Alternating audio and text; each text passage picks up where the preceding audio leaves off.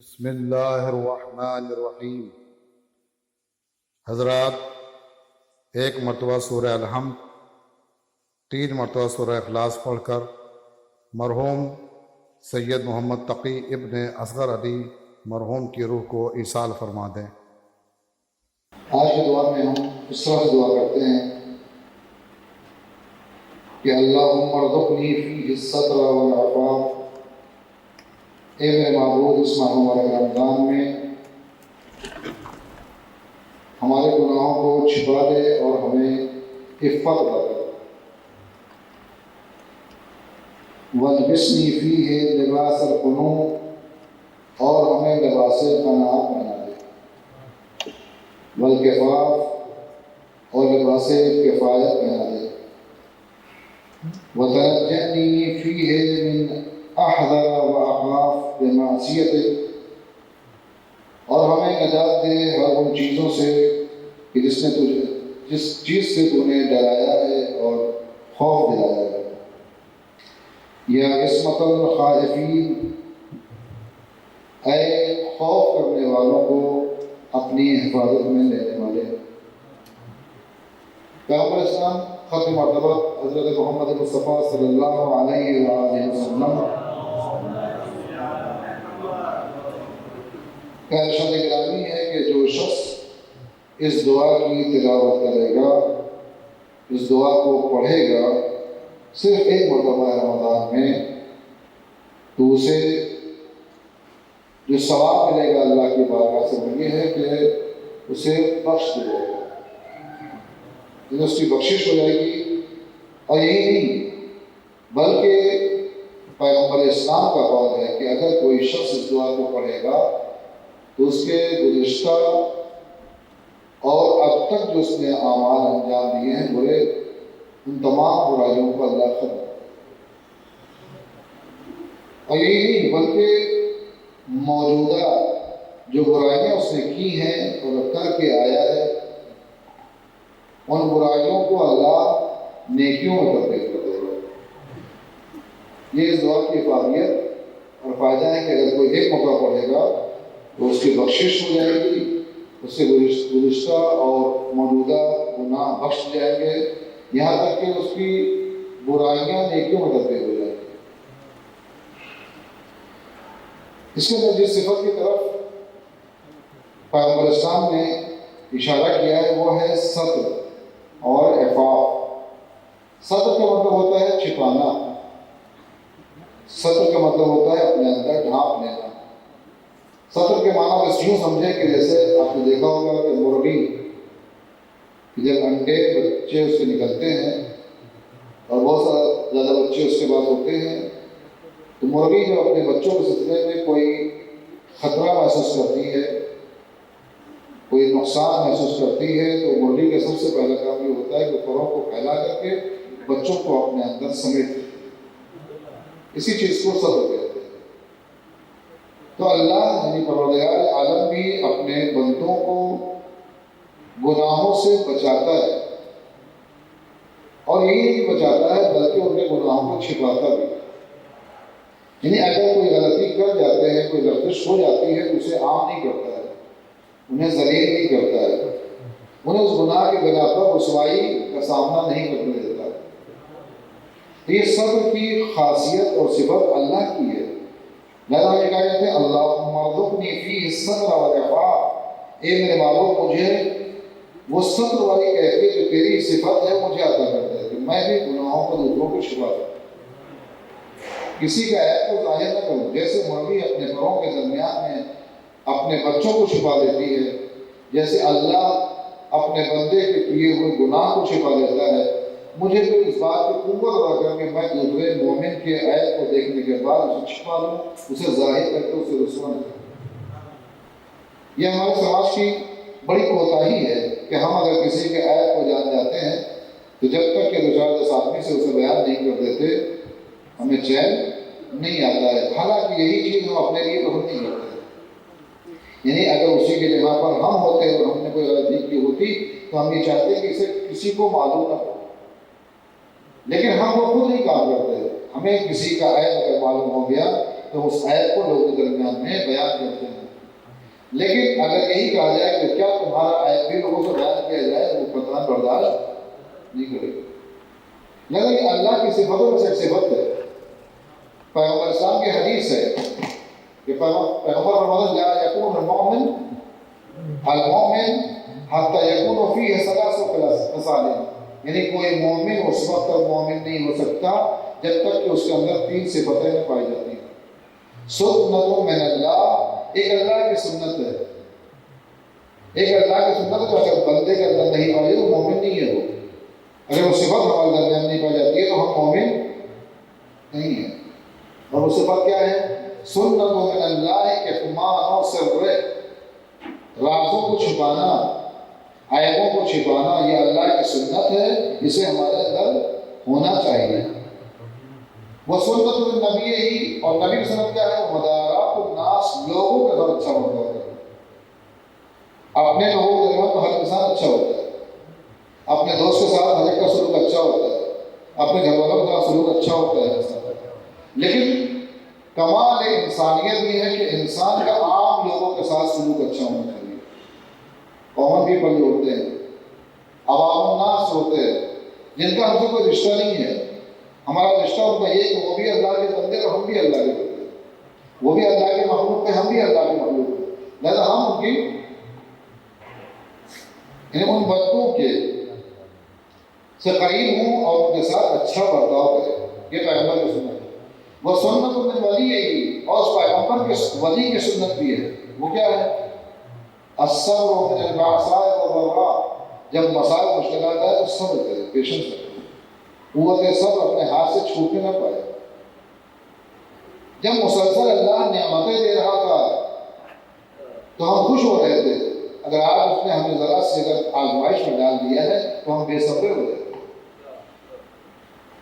اگر ہم نے یہ وہاں پہ صورت اختیار کی ہوتی جو وہ نعمتیں دے رہا تھا کہ ہم نہیں دیں گے، نہیں، وہاں تو ہر انسان نعمت دینے کو تیار ہے.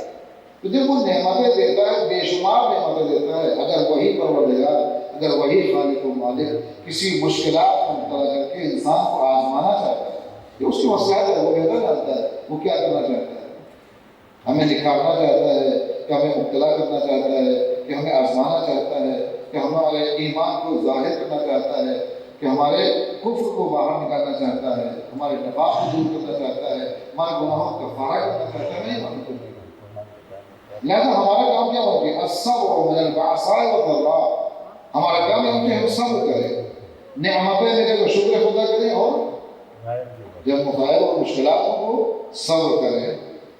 تو اللہ کی صفتوں میں صفت یہ ہے کہ وہ اللہ عیبوں کو چھپاتا ہے.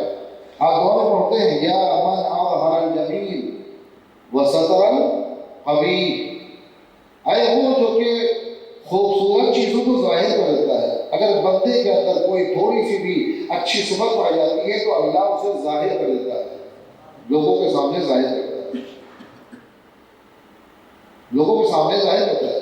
حتیٰ یہ کہ ایک انسان مومن جب اللہ سے بارگاہ دعا کرتا ہے، دعا اس کا پرسنل ہے، دعا معاملہ اس کا پرسنل معاملہ ہے، اللہ سے رابطہ نیاز کرتا ہے. لیکن اللہ اس دعا کا جواب رات میں دیتا ہے، دن کے اجالے میں دیتا ہے. کیا راز ہے اس کا؟ یعنی ایک بندے مومن رات کی تاریکی میں گڑ گڑا کر کے، رو کر کے، گریا کر کے، آہو اٹھا کر کے، آنسو بہا کر کے، اشک بہا کر کے اللہ کی بارگاہ میں کہتا ہے میرے معبود میں گنہگار ہوں، میرے گناہوں کو معاف کر دے اور مجھے یہ عطا کر دے. اللہ معاف تو کر ہی دیتا ہے، لیکن رات کے اندھیرے نہیں دیتا ہے جو اس کی مانگی ہوئی چیز ہے، بلکہ دن کے اجالے میں دیتا ہے. کسی نے معصوم سے پوچھا کہ اس کی وجہ کیا ہے؟ ہم نے مانگا تھا رات میں، دے رہا ہے دن میں. اللہ کہتا ہے یعنی معصوم کی زبان میں کہ معصوم نے فرمایا کہ اللہ یہ کہنا چاہتا ہے کہ اس بندے جو رات میں مجھے مانگا تھا میں دن میں اس لیے دے رہا ہوں تاکہ اس کی دعا کرنے کے بعد لوگوں کو بھی اندازہ ہو جائے کہ اس کا پروردگار کتنا قریب. رات میں دعا مانگی تھی، اگر رات ہی میں شاید کسی کو اطلاع بھی نہ ہوتی، لیکن دن کے اجالے میں دکھا کہ میں اس لیے دے رہا ہوں تاکہ لوگوں کو بھی اس کے پروردگار کی کرامت کا اندازہ ہو. تو یہ اندازہ دعا ہے. تو اللہ کی صفتوں میں سے کیا ہے صفت؟ یا من اظہر الجمیل وستر القبیح، وہ جمیل اور خوبصورت چیزوں کو ظاہر کر دیتا ہے. ظاہر کر دیتا ہے. وہ ستر القبیح اور برائیوں کو چھپاتا ہے. اللہ کیا کرتا ہے؟ برائیوں کو چھپاتا ہے. یہ اللہ کی صفتوں میں سے ایک صفت ہے. اس کے بعد پیغمبر اسلام کے جانشین حقیقی امام جعفر صادق علیہ السلام، صرف روایت ہے، بہت ہی بہترین روایت ہے. آپ سوال کریں کہ اللہ اپنے بندوں کی آیت کو کیسے کیسے چھپاتا ہے اور کتنا خیال کرتا ہے ان کی آبرو کو، ان کی عزت کا. ہم اتنا خیال اپنے آبرو، اپنی عزت کا جو ہے اپنے دوستوں کی آبرو عزت کا خیال نہیں کر پاتے یا نہیں کرتے. اگر جب وہاں فرماتا ہے کہ جب انسان کوئی مومن بندہ اللہ کی بارگاہ میں اس دنیا کے اندر زمین کے اوپر کوئی عمل خیر کرتا ہے تو اللہ اسی کے جیسی ایک شکل، اسی انسان کی شکل آسمان پر پیدا کرتا ہے جو اس عمل کی عکاسی کرتا ہے. مثال طور پر ایک انسان ہے، وہ یہاں پر نماز پڑھ رہا ہے، اللہ کے عین ہی ویسے ہی ایک شکل بناتا ہے عرش پر، اور وہ نماز پڑھتا ہے وہاں پر. جیسے یہ نماز پڑھتا ہے ویسے وہ بھی نماز پڑھتا ہے. جب یہ رکوع میں جاتا ہے تو رکوع میں جاتا ہے، جب یہ سجدے میں جاتا ہے وہ بھی سجدے میں جاتا ہے. اسے کہتے ہیں جسم مثالی. تو جب انسان اللہ کا بندہ کوئی بھی عمل خیر انجام دیتا ہے تو وہ وہاں پر دکھائی دیتا ہے، وہاں پر جو ہے ڈسپلے ہوتا ہے، وہاں پر دکھائی دیتا ہے، وہاں پر یہ ہوتا ہے باقاعدہ. یعنی فرشتے باقاعدہ عرش پر دیکھتے ہیں کہ یہ انسان زکوٰۃ اپنے ہاتھوں سے لوگوں کو دے رہا ہے. فرشتے دیکھتے کہ یہ انسان نماز پڑھ رہا ہے. ہوتا کیا ہے؟ اللہ کیوں یہ کروایا جاتا ہے؟ اللہ اس لیے کروایا جاتا ہے. پھر ہوتا کیا ہے کہ وہی ملائکہ اور فرشتے اسے دیکھ کر کے خود نماز پڑھنے لگتے ہیں، اور نماز پڑھنے کے بعد سارے کے سارے ملائکہ، سارے کے سارے فرشتے مل کر کے اس انسان کے لیے کہ جو عمل خیر انجام دے رہا تھا، ذکر خیر کر رہا تھا، اس کے لیے استغفار و توبہ کرتے. بندے نے یہاں عمل انجام دیا، اس کی مثال اللہ نے عرش پر رکھی، فرشتوں نے وہاں دیکھا، ملائکہ نے وہاں دیکھا، سب نے نماز پڑھی. نماز پڑھنے کے بعد اس کی طرف سے استغفار کرتے ہیں اور توبہ کرتے ہیں، اس کی دعا کرتے ہیں. اور یہ باقاعدہ دیکھتے ہیں. پھر معصوم فرماتے ہیں اس سے بہتر اور چیز کہ امام فرماتے ہیں کہ جب وہی بندہ اس زمین پر، سروغ زمین پر کوئی برا کام انجام دیتا ہے، کوئی برا فعل انجام دیتا ہے، وہ جس میں مثالی کو اللہ وہاں پر فرشتوں کی نگاہوں سے چھپا دیتا ہے، وہ دیکھ نہ پائے. کارن پروردگار دیکھیں آپ کہ وہی بندہ جب عمل خیر انجام دیتا ہے تو اللہ چاہتا ہے کہ میرے اس بندے کی ادا کو فرشتے سب کے سب دیکھیں، ملائکہ سب کے سب دیکھیں. اور دیکھتے ہی نہیں ہیں بلکہ نماز پڑھنے کے بعد اس کی طرف سے استغفار کرتے ہیں، توبہ کرتے ہیں، دعا خیر کرتے ہیں اور اس کی حمد و ثنا کرتے ہیں، تعریف کرتے ہیں اس کے لیے. اللہ کی بارگاہ میں اس کے لیے تعریف کرتے ہیں، کتنا بہترین بنتا ہے. لیکن جب وہی بندہ برا کام انجام دیتا ہے، اللہ برداشت نہیں کرتا ہے کہ اس بندے کے عمل کو فرشتے دیکھیں اور برا کریں. تو انسان کو حیا آنی چاہیے، شرم آنی چاہیے، غیرت آنی چاہیے. وہ پروردگار جو ہمارا اتنا خیال کرتا ہے کہ ہمارے چھوٹے سے ہمارے خیر کو پورے فرشتوں کے درمیان میں ظاہر کر رہا ہے. اور اگر ہم کوئی برا کام کریں تو اللہ برداشت نہیں کرتا کہ اسے لوگ دیکھیں، فرشتے دیکھیں اور برا بھلا کہیں، کیونکہ جو ہے اللہ کے مخلوق ہیں، اللہ برداشت نہیں کرتا. امام فرماتے ہیں کہ انسان کو غیرت آنا چاہیے. اس روایت کے بعد کہتے ہیں انسان کو غیرت آنا چاہیے، شرم آنا چاہیے کہ وہ اللہ کے جو ہمارے عمل کو تمام فرشتوں پر عیاں کرتا ہے، ظاہر کرتا ہے، اس کے صلے میں ہمیں یہ بھی ملتا ہے کہ اللہ جو جزا دیتا ہے وہ دے ہی دیتا ہے. فرشتے بھی ہمارے لیے استغفار کرتے ہیں، ہمارا ذکر خیر کرتے ہیں اللہ کی بارگاہ میں. لیکن جب ہم کوئی برا کام انجام دیتے ہیں تو وہ اللہ اپنی قوت ستاریت کی بنا پر، چونکہ وہ ستار العیوب ہے، وہ ہمارے عیب کو فرشتوں کے سامنے ظاہر کر کے ہمیں رسوا نہیں کرتا ہے، ہمیں ذلیل اور رسوا نہیں کرتا ہے. لہذا ہمیں اس سے درس لینا چاہیے. اس کے علاوہ ہم پر لازم ہے کہ ہم جس پروردگار کو مانتے ہیں وہ ستار العیوب ہے، بہت زیادہ چھپانے والا. یا من اظہر الجمیل وستر القبیح، اے وہ جو خوبصورتیوں کو ظاہر کر دیتا ہے اور قباحت کو، قبیح چیزوں کو، بری چیزوں کو چھپا دیتا ہے. لہذا ایسے پروردگار کے ماننے والے کہ جو عیبوں کو چھپانے والا ہے، ہمیں چاہیے کہ ہم بھی ان صفتوں کے مالک ہوں. کہ ہم بھی ایک دوسرے کے عیب کو نہ ظاہر کریں. کہتے ہیں کہ چھٹےواں کی حدیث ہے یجب المؤمن علی المؤمن ان یسر علیہ سبعین کبیرۃ. ایک مومن پر مومن کا سب سے بڑا حق یہ ہے کہ ایک مومن دوسرے مومن کے 70 گناہان کبیرہ کو چھپا لے جائے. ہے انسان کے اندر اتنی قوت؟ ایک گناہ وہ بھی کبیرہ کیا مکروہ اگر انسان انجام دیتا ہے وہ نہیں. ایک مولوی اگر جو ہے روڈ کے اوپر جو ہے ایسے کھانے لگے کھڑے ہو کر کے گناہ کبیرہ تو نہیں ہے. لیکن جس دن وہ آئس کریم روڈ پر کھڑا ہو کے کھائے گا پورے کمپالا کے اندر شور ہو جائے گا کیونکہ عیسائی کی جماعت کے جو ہے عالم دین نے کھڑے ہو کر کے جو ہے کمپالا میں روڈ کے اوپر آئس کریم کھائی ہے. اور یہ ہنر مانا جائے گا کہ کوئی بندے بشر کمپالا میں ایسا نہ بچے کہ جس کو یہ معلوم نہ ہو کہ مولانا نے آئس کریم روڈ پہ کھڑے ہو کے کھائی ہے. ہے کہ نہیں؟ ہے ہمارے اندر قوت ہے کہ نہیں؟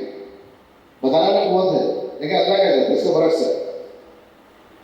اللہ کی طرف واجب ہے مومن کے اوپر، ایک مومن کے اوپر مومن کے لیے واجب ہے کہ اس کو 70 گناہ کبیرہ کو چھپا دے جائے. جہاد یہ آسان کام نہیں ہے.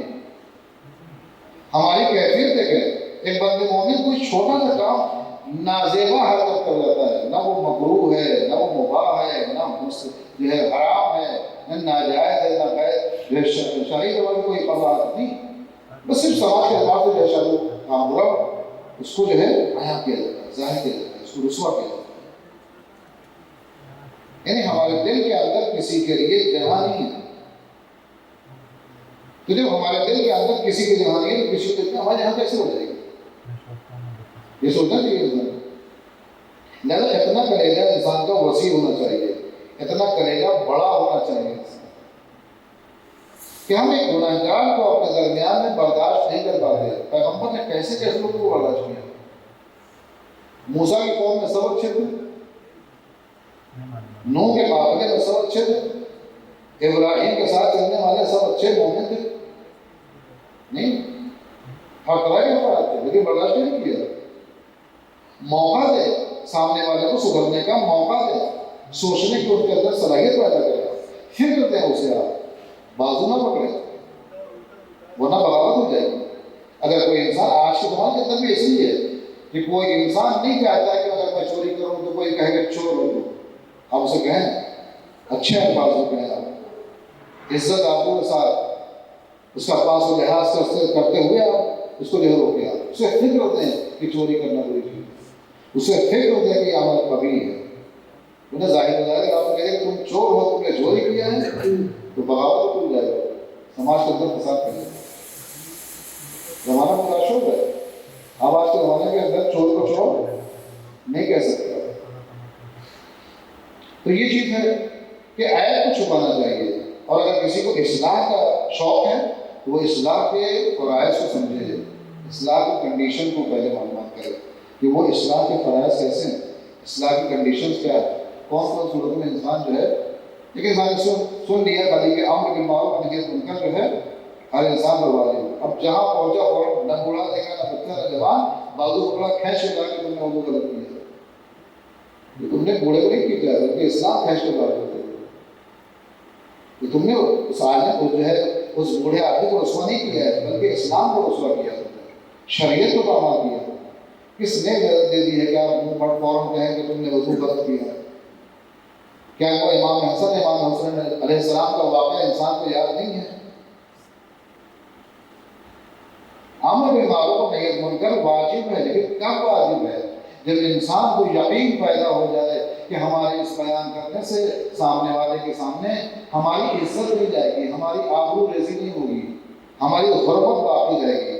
اور اس لیے کہ امکان ہو حد اقل کم سے کم انسان کو 50% تو والا یقین ہونا چاہیے کہ وہ مان لے گا ہماری بات. لیکن ہمارا ہم کو یقین ہے کہ وہ سننے والا نہیں ہے، پھر ہمارے پر واجب ہی نہیں. امر بالمعروف و نہی عن المنکر کوئی ڈنڈا نہیں ہے کہ انسان فوراً جو شروع کرتے ماننا. امر بالمعروف و نہی عن المنکر کے بہت سے طریقے ہیں. پیغمبر اسلام نے 40 برس خاموشی کے ساتھ اخلاق سے امر بالمعروف و نہی عن المنکر کیا. ہم ایک بھی نہیں کر پاتے. پہلے ایک دن وہ بندے لاتے ہیں جو اللہ آخر میں لے کے آتے ہیں عذاب علیم. یہ پہلی منزل میں کیا ہے؟ پہلی منزل میں آپ جو ہے شرافت سے کہیں، پھر آپ کر کے بتائیں، پھر آپ اظہار نفرت کریں، پھر اس کے بعد آپ سختی کریں. لیکن لوگ کیا کرتے ہیں؟ الٹا کرتے ہیں. شروعات ادھر سے کرتے ہیں، پہلے سختی کرتے ہیں، پھر اظہار کرتے ہیں، پھر بتاتے ہیں، پھر سمجھاتے ہیں. تو یہ امر بالمعروف نہی عنہ المنکر کا طریقہ بالکل نہیں. اس سے جو ہے سماج بدنام ہوگا. اسلام کے اندر شگفتگی بہت ہے، سنجیدگی بہت ہے. اتنا آسان کام نہیں ہے امر بالمعروف نہی عنہ المنکر کرنا.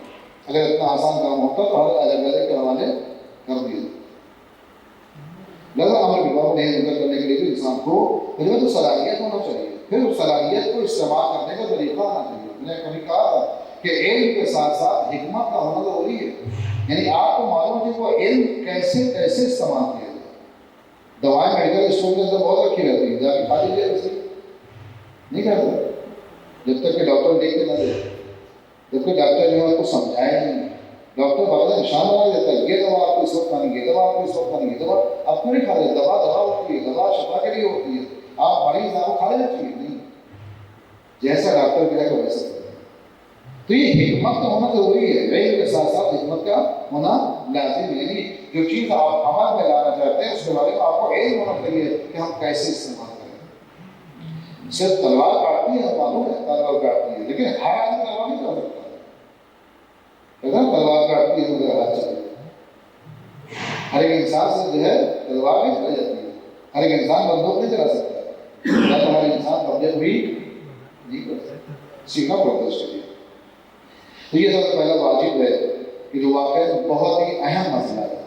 حدیث سے پہلے اسلام کی حدیث میں پھر دوہراتا ہوں کیونکہ واقعی یہ چیزیں جلدی یاد نہیں رہتی ہیں، لوگ یاد کرنا چاہتے بھی نہیں ہیں کیونکہ اس کو پر عمل کرنا ہوگا.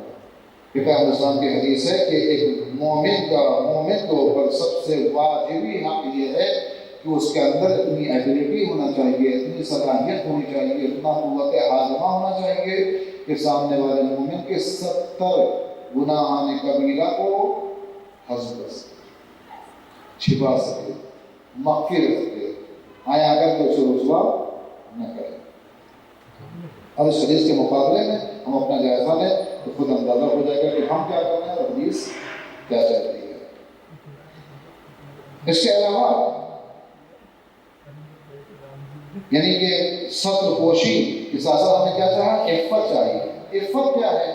ایک بالغہ ہے، ایک قوت ہے کہ جو اللہ کے تقوی کے مقابلے میں اللہ کے سلسلے میں ایمان کے بارے میں، یعنی جو ہم اللہ سے ایمان، اللہ کے بارے میں ایمان رکھتے ہیں، یا تقوی رکھتے ہیں، یا پرہیزگاری رکھتے ہیں، یا زہد و رسائی یا من ہو جاتی ہے، اس کے بارے میں ایک بالغہ ظاہر ہوتا ہے جس کا نام ہے عفت. ہم اللہ کو بہت چاہتے ہیں، ہم اللہ سے بہت ڈرتے ہیں، تو پھر ہم اللہ کے مقابلے میں گناہ کرنے سے بھی اتنا ہی بچیں گے. تو اس گناہ سے کس نے بچایا ہمیں؟ اسی خوف پروردگار میں، اسی تقوی پروردگار میں جو ہمارے دل کے اندر پایا جاتا ہے. ایک عفت اسے کہا جاتا ہے. عفت یہ شرم و حیا. یعنی ایک آدمی کو اب دیکھیں کہ ایک بیٹا اپنے باپ کو بہت چاہتا ہے، احترام کرتا ہے، عزت کرتا ہے. اس باپ کے سامنے وہ بیٹا جو ہے برا کام نہیں کرنے دیتا، برا کام نہیں دیتا. کیوں؟ عفت بچاتا ہے اپنے آپ کو، شرم و حیا اسے جو ہے اس گناہ کرنے سے بچاتی ہے. انسان کو عفیف ہونا چاہیے. انسان کو کیا ہونا چاہیے؟ عفیف ہونا چاہیے. اپنے گناہوں سے اپنے آپ کو بچانے کی صلاحیت ہونا چاہیے. کب ہوگی؟ جب معرفت خداوندی ہوگی، جب تقوی پروردگار ہوگا، جب ایمان باللہ ہوگا، جب اخلاص ہوگا. کیونکہ اگر انسان اللہ سے ڈرتا ہوگا پھر وہ بھی ڈرے گا کہ میرا محبوب کہیں مجھ سے ناراض نہ ہو جائے، یہ کام مجھے انجام نہیں دینا. عفیف، اپنے آپ کو بچانا، اپنے آپ کو. جناب یوسف نبی جب زلیخا کے کمرے کے اندر گئے، یا یوں کہا جائے کہ زلیخا جب یوسف کو اپنے کمرے میں لے کے گئی تو وہاں پر کیا تھا؟ ایک بت رکھا ہوا. فوراً زلیخا نے کیا کیا کہ ایک چادر کی، تو چادر لینے کے بعد اس بت کے اوپر ڈال دیا. جب ڈال دیا تو یوسف نے پوچھا کہ تم نے یہ کام کیوں کیا؟ تو کہا یہ میں نے اس لیے کہا کہ مجھے شرم آتی ہے اپنے اس خدا سے کہ میں اس کے سامنے یہ برا کام انجام دوں، لہٰذا میں چادر ڈال دیا۔ چادر ڈالنے سے کیا ہوگا؟ چادر ڈالنے سے یہ ہوگا کہ یہ دیکھ نہیں پائے گا۔ جناب یوسف نے کہا کہ پھر تم سے زیادہ شرم و حیا کرنے کی منزل تو میرے لیے ہے کہ میرا پروردگار ہر جگہ دیکھ لیتا ہے۔ تمہارا پروردگار ایسا ہے، تمہارا اللہ ایسا ہے کہ تم نے چادر ڈال دی اور وہ دیکھ نہیں پائے گا، لیکن ہمارا ایسا اللہ نہیں ہے، ہمارا پروردگار تو ہر جگہ دیکھ لیتا ہے، لہٰذا تم سے زیادہ حق میرا بنتا ہے کہ میں شرم و حیا کروں۔ اور یہ کہہ کر کے جو ہے یوسف زلیخا کے کمرے سے چلے گئے۔ اب وہ مکالمہ آپ دیکھیں کہ صرف اتنی مشہور ہے کہ یوسف اور زلیخا نے جو ہے کہا کہ یوسف میرے دام عشق میں گرفتار ہو جاؤ، آ جاؤ، اور یوسف نے انکار کر دیا۔ نہیں، انکار نہیں، بلکہ ہر نفس کے بارے میں ایک پیغام دیا۔ جب جناب یوسف صلی اللہ نے کہا کہ تمہاری آنکھیں بہت خوبصورت ہیں، تمہاری آنکھیں بہت خوبصورت ہیں، تمہاری آنکھوں میں گرویدہ ہو گیا ہوں، میں عاشق ہو گئی ہوں، مجھے عشق ہو گیا تمہاری آنکھوں سے۔ جناب یوسف کیا کہتے ہیں؟ خدا کی قسم اس آنکھ کے اوپر گرویدہ مت ہو، جب مجھے قبر میں لٹایا جائے گا، اتارا جائے گا، سب سے پہلے یہ آنکھ اترے گی، سب سے پہلے یہ آنکھ اترے گی۔ تو کہا کہ میں تمہارے رخسار کے اوپر فریفتہ ہو گیا ہوں، میں فریفتہ ہو گئی ہوں تمہارے رخسار کے اوپر۔ کہا خدا کی قسم جب یہ رخسار قبر کے اندر جائے گا تو کیڑے مکوڑے سے کھائے گا، سب بولتا ہے، اس کے اندر دباؤ نہیں ہے۔ پھر اس میں ہر چیز جو زلیخا کہتی گئی فوراً آخر میں جو ہے بندہ اور اس کے تشریح کی طرح پہ یوسف نے وہ سننے قابل ہے۔ روایت کے اندر ہے ابن عباس سے روایت ہے، کوئی تفصیلی روایت ہے جو چوتھے امام سے بیان کیا ہے، وہ پورا مکالمہ موجود ہے کہ زلیخا نے یہ کہا تو امام جناب یوسف نے جواب دیا۔ یعنی گویا یہ کہ جناب یوسف نے عفت کا درس دیا ہے کہ دیکھو انسان کو چاہیے کہ مصائب کے ہجوم میں، گناہوں کے ہجوم میں اپنے آپ کو اس قوت ربانی اور قوت تقوائی کے بنا پر اپنے آپ کو گناہوں سے بچا لیں، یہ ہے عفت۔ یہ ہر انسان کو ہر جگہ کام آنے والی ہے۔ آپ سفر میں ہیں، حضر میں ہیں، پردیس میں ہیں، وطن میں ہیں، کہیں پر بھی ہوں، اگر آپ کے پاس عفت پائی جاتی ہے، آپ عفیف ہیں، آپ پاک دامن ہیں، آپ کے اندر صلاحیت ہو جاتی ہے گناہوں پر آپ کو کنٹرول ہے، تو پھر آپ کہیں پر بھی شیطان کے جال میں مقید ہیں۔ لہذا اللہ کی بارگاہ میں دعا کرتے ہوئے رہا بحق محمد و آل محمد ہمارے اندر اس بات کی قوت عنایت فرما کہ جس طرح سے اللہ تمام لوگوں کے عیب کو چھپا لیتا ہے، ویسے ہم بھی ایک دوسرے کے عیب کو چھپائیں اور انہیں رسوائی سے بچائیں۔ اللہ بحق محمد و آل محمد ہمیں علم دین حاصل کرنے کی توفیق عنایت فرما۔ اللہ بحق محمد و آل محمد ہمیں زمانے کا ظہور میں تعجیل فرما اور ہم کو ان کے اعوان و انصار میں شمار فرما۔ وآخر دعوانا الحمدللہ رب العالمین۔ اور گزارش ہے کہ سر بھائی کی وائف کی طبیعت خراب ہے، اللہ کی شفایابی کے لیے 5 مرتبہ میں جی پڑھیں تاکہ اس کریمہ کے طور میں اللہ